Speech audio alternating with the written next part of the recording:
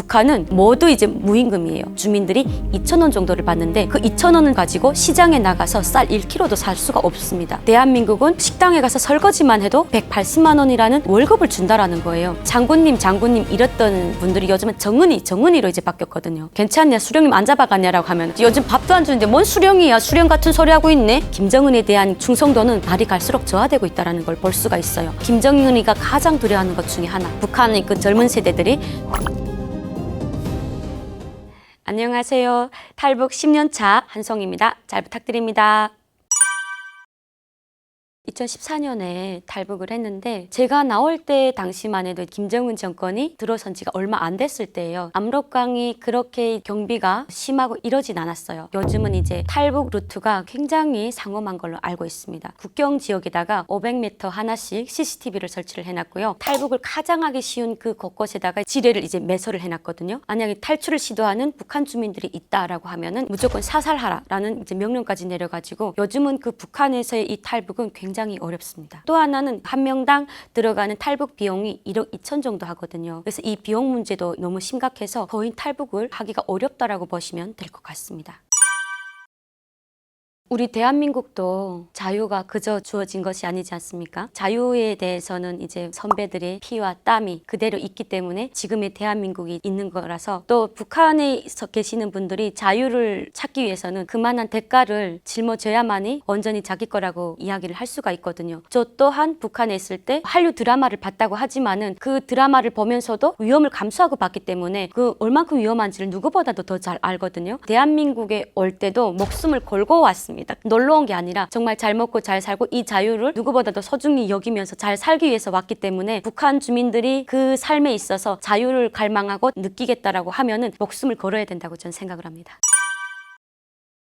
배가 고프면은 그 어떤 중요한 사상을 주입을 하더라도 안 될 것 같습니다. 그래서 북한 주민들의 사상이 무너지는 것 첫 번째 그 이유는 바로 배고픔, 그리고 두 번째 K드라마. 왜냐하면 똑같은 한반도 땅에서 똑같이 둘로 나눠졌지만은 어떻게 이게 이렇게 다를 수가 있냐라고 생각을 하는 거죠. 머리가 있고 생각 있는 사람들은 대한민국 사회가 얼마나 발전됐고 얼마나 잘 사는지를 다 알고 있다라고 보시면 될 것 같습니다. 저는 이제 삼국을 통해서 왔는데 중국, 라오스, 태국을 거쳐서 탈북을 했거든요. 근데 저는 북한에 있을 때 한류 드라마를 정말 많이 봤어요. 상속자라는 드라마를 보면서 친구랑 그럼 오늘 갈래? 그리고 또 부모님들이 영향이 좀 컸던 것 같습니다. 6.25 전쟁도 저희 부모님이 대한민국이 일으킨 것이 아니라 북한이 먼저 선제 타격을 했다라고 알려주셨고요. 그리고 또 두 번째는 피아노 치는 대통령이라는 그 영화를 봤는데 안성기 배우님과 최지우 배우님이 나오셨거든요. 담임 선생님이랑 대통령이 연애하는 그런 장면이 있었어요. 북한에 있는 사람으로서 상상이 안 가거든요. 그래서 저는 이제 아빠한테 물어봤습니다. 왜 대한민국 대통령은 저렇게 담임 선생님과 연애를 할 수 있냐라고 물어봤더니 저희 부모님이 이런 이야기를 하셨어요. 대한민국은 자유민주주의 체제이기 때문에 국민과 대통령은 자유롭게 연애를 할 수 있다, 이렇게 알려줬고요. 그러면은 우리 장군님은 연애를 저렇게 하시냐라고 물어봤더니 장군님은 공산국가이기 때문에 연애를 저렇게 하는 것보다는 쪽잠과 제기밥으로 먹으면서 인민들을 지킨다라고 이야기를 해주셨습니다. 그런 영향을 받으면서 크다가 김정일이 죽으면서 갑자기 국경을 딱 봉쇄를 하기 시작했습니다. 북한에서는 이제 김정일이 없는 지구는 세상에 존재하지 않는다라고 이제 계속 사상 교육을 했는데 저희 아버지가 사람 하나 죽었다고 지구가 깨지면 진작에 깨졌겠지라고 하면서 이야기를 하더라고요. 그러면서 이제 그때 당시에 제가 친구 부모님이 먼저 대한민국에 오셨어요. 친구랑 이제 같이 지내다 보니까 대한민국 사회에 대해서 좀 더 알게 됐고, 그 친구를 통해서 대한민국은 식당에 가서 설거지만 해도 180만 원이라는 월급을 준다라는 거예요. 근데 북한은 모두 이제 무임금이에요.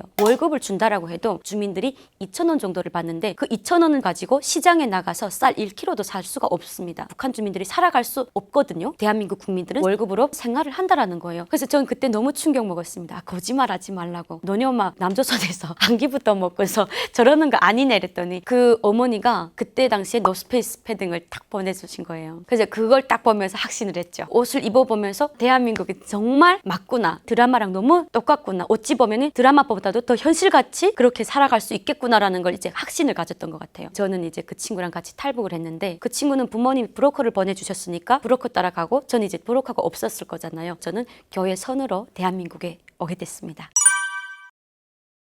일단은 북한의 주민들은 그 안에서 정말 굉장히 치열하게 살아가거든요. 대한민국은 내가 열심히 살아서 이 사회에서 성공하겠다라는 욕심과 자신감, 경쟁사의 시스템이지 않습니까? 근데 북한 같은 경우에는 내일은 내가 없을 수도 있다라는 목숨을 걸고 사는 그런 시스템이에요. 말 한마디 잘못한다던가 체제에 대한 불만을 가진다라고 하면은 즉시 그 사회에서 살아갈 수 있는 그 권한이 없어지거든요. 그렇기 때문에 북한 주민들은 굉장히 목숨을 내걸고 살아간다라고 보시면 될 것 같고요. 또 하나는 노동당 세대는 이젠 없습니다. 김정일 세대까지 노동당 세대였고요. 김정은 세대이기 때문에 3대 세습까지 이어졌지만은 최근에 김주애가 등장함으로써 4대 세습까지 이제 이어지는 징후를 보이고 있거든요. 요즘은 장마당 세대에서 김정은에 대한 충성도는 날이 갈수록 저하되고 있다는 걸 볼 수가 있어요. 그래서 최근에 국경 지역에서 전화 오는 저희 같은 친구들과 전화를 하면은 몇 년 전까지만 하더라도 장군님 이랬던 분들이 요즘은 정은이로 이제 바뀌었거든요. 야 너니 근데 정은이 해도 괜찮냐? 수령님 안 잡아갔냐라고 하면 야 언제적 수령이야? 밥 줘야지 수령이지. 요즘 밥도 안 주는데 뭔 수령이야? 수령 같은 소리 하고 있네? 라고 이렇게 이야기합니다. 이게 바뀌었다라는 거죠. 그래서 북한 주민들이 이 사고력과 생각이 빠르게 변화가 되고 있다라는 겁니다. 그래서 김정은이가 가장 두려워하는 것 중에 하나 바로 현 장마당 세대에 있어서 자기에 대한 충성도가 저하되는 거, 그리고 두 번째 한류 문화를 받아들이면서 북한의 그 젊은 세대들이 자기 체제를 이제 엎을까 봐 그런 거에 대한 두려움 때문에 굉장히 그 북한 주민들을 단속화하고 있다라고 보시면 될 것 같습니다.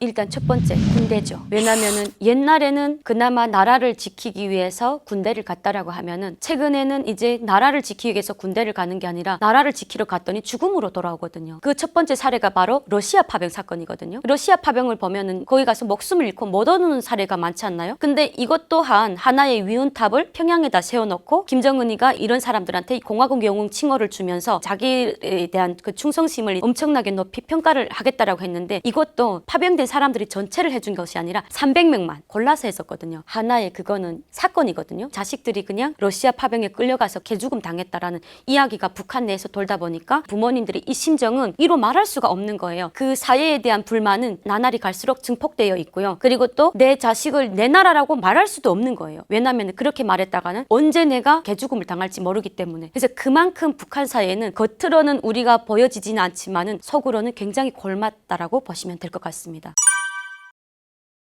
두 번째는 계급사회입니다. 북한은 계급사회거든요. 기본군중, 복잡군중, 적대 계급군중으로 나누는데 내가 만약에 태어난 게 기본군중이다라고 하면은 그나마 조금 좀 괜찮거든요. 근데 복잡군중이나 적대 계급이라고 했을 때 철저하게 짓밟히면서 살아가고 있어요. 근데 국경 지역에서 살아가는 젊은 청년들은 한류 드라마나 대한민국 사회에 대한 소식을 그나마 접하고 있거든요. 이런 청년들이 북한 사회에 대해서 과연 충성심을 발휘해서 살겠는가? 배급을 안 주는 김정은 체제에 대한 충성할 필요성이 없다라는 거예요. 장마당에 나가서 우리 부모가 열심히 노력해서 그 돈으로 경제 생활을 이어가고 내 삶을 꾸려가기 때문에 그 체제와는 별개로 부모님이 최고다라는 그 생각으로 이제 살아가기 때문에 김정은이가 날이 갈수록 항상 핵과 미사일 이야기는 하지만 북한 주민들은 그 거짓말에 절망감을 느끼고 있는 거죠. 맨날 이렇게 말해봤자 그게 시행되는 건 없잖아요. 그렇기 때문에 북한 젊은 청년들은 또 구라를 치는구나라고 그게 이제 절망감으로 가는 거죠.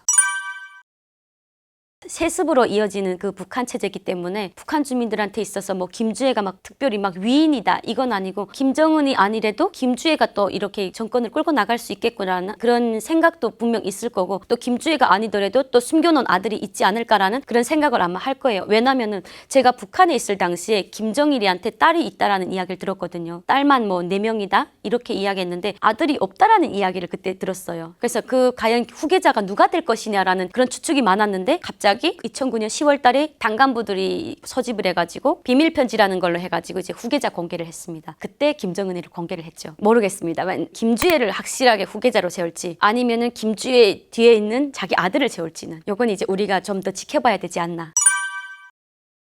우리가 봤을 때는 뭐라도 북한과 중국이 굉장히 뭐 할 것 같지 않나요? 근데 북한과 중국은 기름과 물이에요. 절대적으로 섞일 수가 없습니다. 가장 포인트는 김정은이가 중국에 갔다라고 해서 중국에서 뭐 김정은한테 크게 득되는 거를 뭐 준다? 이게 아니라 북한 주민들한테 있어서 보여주기 쇼를 해야 되기 때문에 간 것이고 김일성, 김정일, 김정은까지 대대로 내려오면서 한 이야기가 있습니다. 일본은 100년의 적이지만 중국은 1000년의 적이다. 대대로 역사적으로 내려오면서 당한 게 일본 일본보다는 중국한테 많이 당했다. 그러니까 중국은 늘 뒤통수를 조심해야 된다. 국경 지역에다가 그래서 군대들도 많이 풀어놨습니다. 북한은 중국을 믿지 않습니다. 누구보다도 가장 싫어하는 적 중에 하나가 중국입니다. 북한은. 통일이라는 그 단어가 어떻게 보면은 두 글자지만은 그 안에 많은 의미가 담겨져 있지 않나요? 우리나라 국민들 봤을 때 뭐 난 통일이 필요 없다라고 하시는 분들도 있고 각자 다 다른 생각이긴 하겠지만은 북한 주민들은 누구보다도 통일에 대한 그런 꿈이 엄청 큽니다. 왜냐면은 대한민국의 경제가 너무 이제 많이 발전했고 그리고 또 북한이라는 사회가 엄청 많이 낙후됐지만은 러시아라던가 중국을 뭐 통해서 이렇게 무역이라던가 한반도에 그 어떠한 경제 부흥이 일어나지 않겠나라는 그런 구상과 꿈이 있거든요. 북한 주민들은 우리끼리 통일하면 안 되나라는 그런 생각이 있는데 과연 이게 뭐 우리 대한민국 국민과 북한 주민들이 원한다고 해서 되는 통일이 아니지 않습니까? 북한 주민들은 통일에 대해서는 굉장히 긍정적이지만은 단 전쟁을 해서 통일은 반대인 것 같아요. 저는 북한에 있을 때도 전쟁은 안 된다라고 했습니다. 너무 무서운 것 같아요.